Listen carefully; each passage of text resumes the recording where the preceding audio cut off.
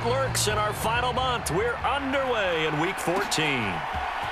This will be brought out from the middle of the end zone. And the decision to come out of the end zone is going to cost him 5 yards as he's taken down right at the 20.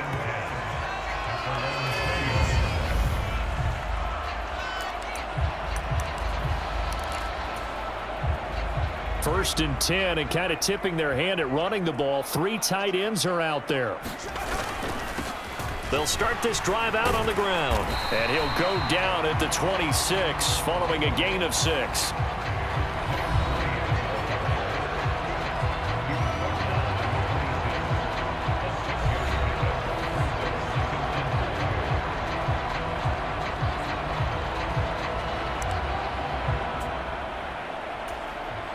Six yards on that last play. Here's 2nd and 4. Operating from the gun, Dawson. And they'll get it up just short of the 45 at the 44. Give them 18 there and give the Vikings a first down. Well, that certainly has to feel good. It's not all the time that the play caller should get all the credit. Sometimes I think in the huddle, the quarterback just says, hey, who's going to make a play for me? I just need something right here. And the end result there, nice first down. Drive keeps moving. A gain of 3, 2nd down. The Vikings at 10-2 on the year. They've been playing their best football of the year, winners of 4 in a row. And I thought that they played pretty well last week. Their execution, their discipline, their resilience, all on display. And this throw will be intercepted. Picked by Jeff Okudah. And the Packers are going to take possession of the football. Well, it's football 101 because when you come in as the favorite team, you obviously don't want to hand any kind of advantage to an opponent ready for an upset. Now, you'll be lucky to only be down 3-zip the next time you get the ball back because you've just handed them a dose of confidence to start this game.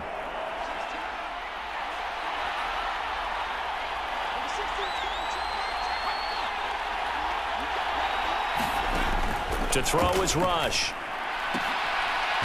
Avant brings it in. No gain on the play. And it's 2nd down.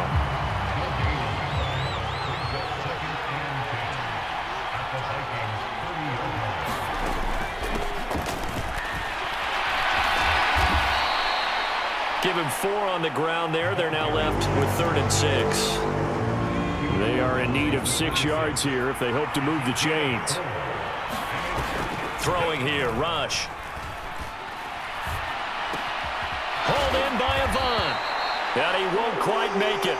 He needed 6. He got about 5. 4th down. I thought maybe when he caught it, he'd have a good chance of getting that first down, but that's a nice job of holding him up and preventing him from getting to the sticks.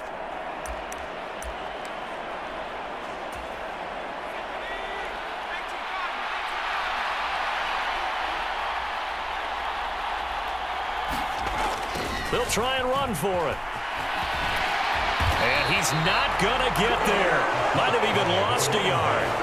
He only needed a yard, but he couldn't even get back to the line of scrimmage. And the Vikings defense is going to get the football back. The Minnesota offense about ready to get this next drive underway. And their opening drive, that ended with the interception. 4 points, and because they kind of got away with one, maybe you come back and throw something similar again to show that you're not afraid, that you're not going to back down, and take your shot. Let the defense know that you're going to be there all game long. The throw over the middle taken in. Coming into the week, he's the NFL's leader in receiving yards. There's his first catch, and it's good for a first down. Solid catch there for a man who's been so brilliant this year. Worth pointing out, as we were talking about earlier, there has never in the 60-year history of the award been a pass catcher, tight end, or wide receiver that has taken home the MVP trophy. And the best receivers I've talked with, they know that stat, and it drives them crazy because they understand that without a quarterback, they don't make the plays that they make. They also don't feel like they get enough credit for bailing out some of the throws the quarterback's made. Absolutely. It takes 2 to tango. They're backed up here with a 1st and 20 now after the holding penalty. Out of the gun. They'll look to throw. And this one right back into the hands of Jefferson. Without the previous penalty, that would have been a first down. Instead, it's just a gain of 10.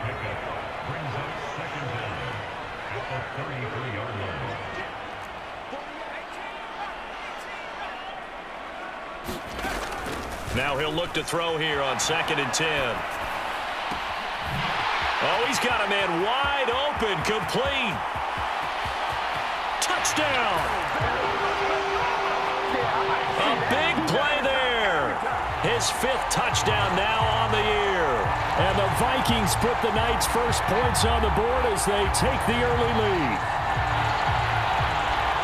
Boy, Charles, this offense is just so explosive. They lead the league in scoring, and another example of just how good they are right there on that play. Yeah, we often overstate about how explosive teams are, but this team is truly a threat to score on every snap, especially on the first few plays of any series. And a big strike like that only adds to their reputation as the league's best offense. And he'll elect not to return this one, so they'll bring it out to the 25 on the touchback. The Packers offense here coming back out for their second drive. And they come into this one off the loss over the weekend, but you say if you're going to play a Thursday night game, this is the week to do it. It certainly is, because you get right back out there. You don't have time to dwell on things. And look, your game plan is going to be a little more limited, but so is theirs. So that's when you just appeal to your top players. Guys, you make plays in this one, we out-execute them, we can walk away with a win. On 2nd down now. It's Spencer, and he'll be upended at the 28-yard line. Just a 3-yard gain there. An extra defender in the secondary for the Vikings here on 3rd down. Back to throw, Rush. It's a short one here, complete to the tight end. And he is going to have a Packers first down as they're able to get the 3rd down conversion.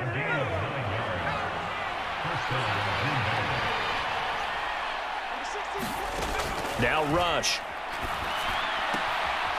He finds his man, complete. It's Barber. And he'll be out of bounds after getting this one across the 40.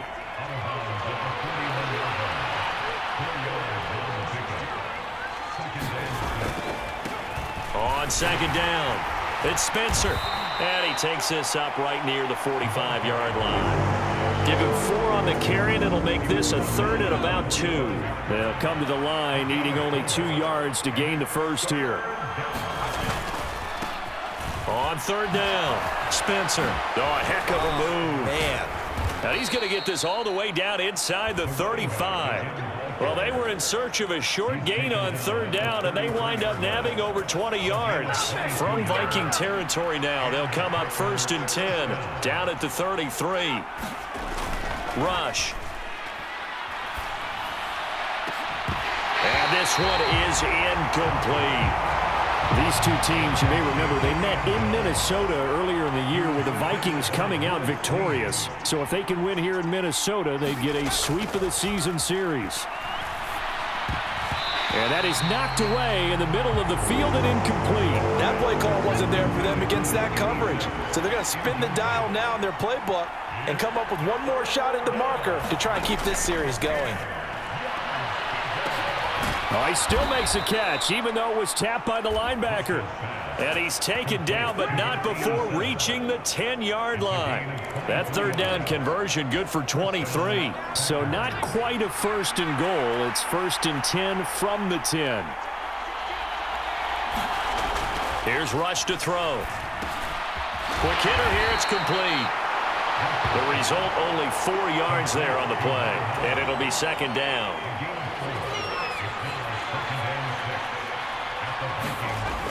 Back to throw again. Toward the end zone, but that's going to wind up incomplete. One thing that you're going to see from this offense is that they love the matchup with their wide receivers against this secondary. That one wasn't successful, but don't expect them to back away from attacking all game long.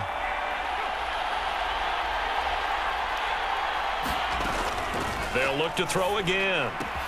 And he's got it. And it's a Packers touchdown from 6 yards away. And the Packers are within an extra point of tying up this ball game.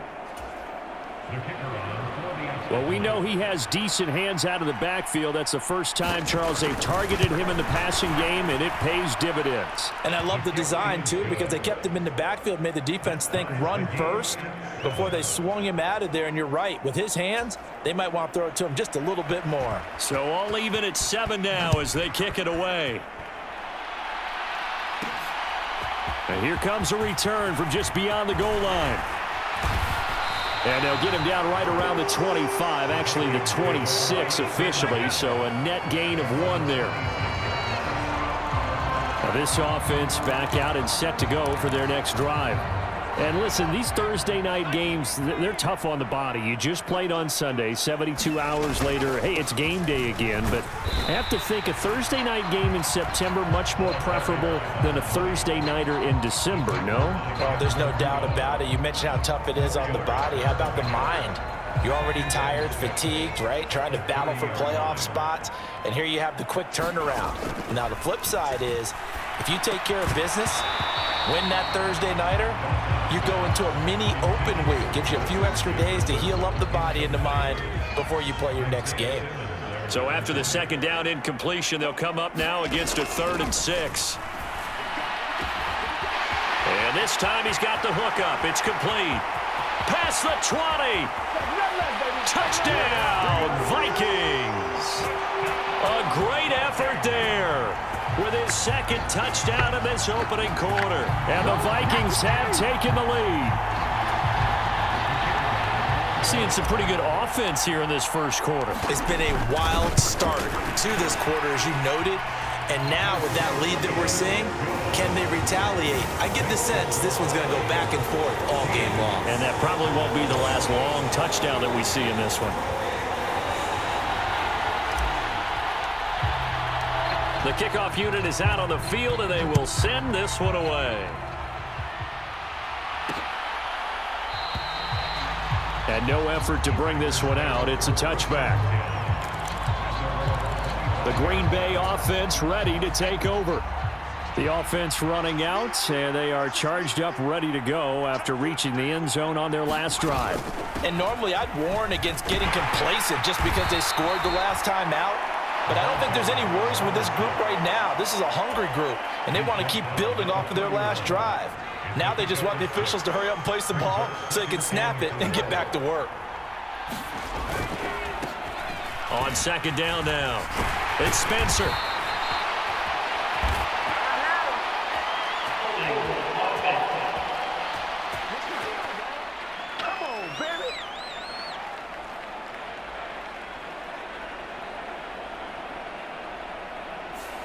Can see this quite a bit on running plays where the guy's out wide. A lot of times, though, it doesn't get caught. You're exactly right, because it's away from the play usually, so a lot of it goes undetected. But I know this will surprise you. I coach some receivers in the offseason. We work a lot on hand placement and blocking downfield.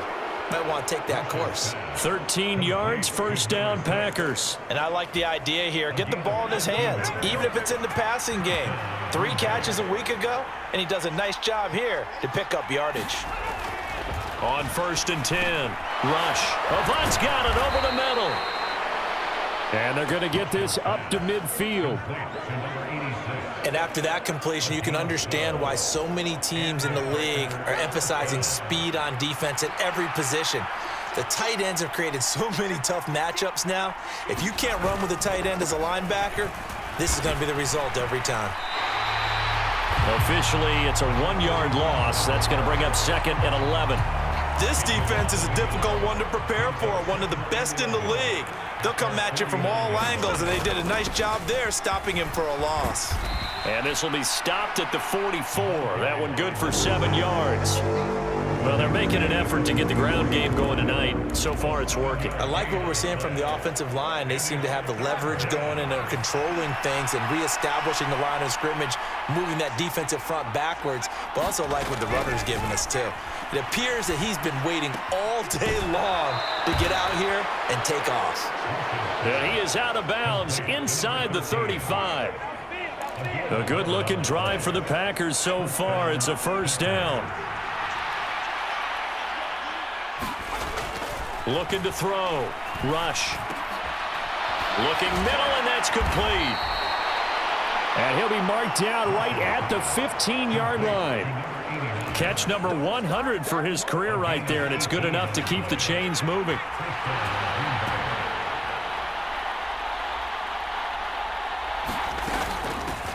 They'll run on first down.